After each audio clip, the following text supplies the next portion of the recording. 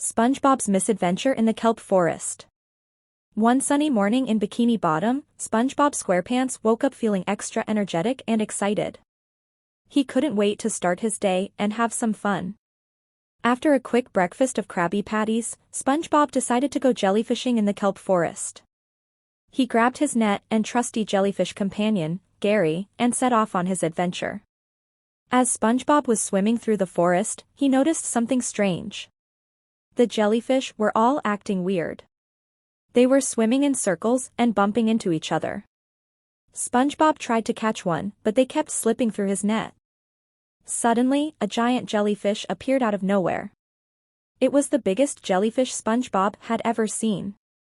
It had glowing red eyes and a long, slimy tentacles. SpongeBob was scared, but he also knew he had to do something to stop the jellyfish from causing chaos in the kelp forest.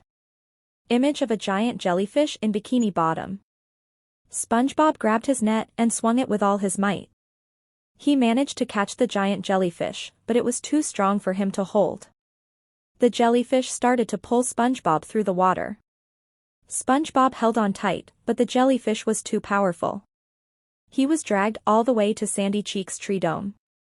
Sandy was surprised to see SpongeBob being pulled by a giant jellyfish. She quickly grabbed her lasso and lassoed the jellyfish, bringing it to a stop. SpongeBob was exhausted, but he was also relieved. He thanked Sandy for saving him and told her about the strange behavior of the jellyfish. Sandy explained that the jellyfish were most likely reacting to a new type of pollution that had been released into the ocean. Image of Sandy Cheek's tree dome. Sandy and SpongeBob decided to work together to find the source of the pollution.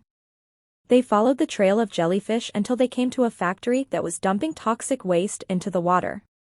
Sandy knew she had to do something to stop the factory from polluting the ocean. Sandy used her karate skills to break into the factory and shut down the machinery. She also released a special formula that would neutralize the toxic waste. The factory workers were caught and arrested, and the jellyfish in the kelp forest were finally able to behave normally again. SpongeBob and Sandy were hailed as heroes for saving the kelp forest. They were both proud of themselves for working together to solve the problem. SpongeBob learned that even though he is just a little square guy, he can still make a big difference in the world.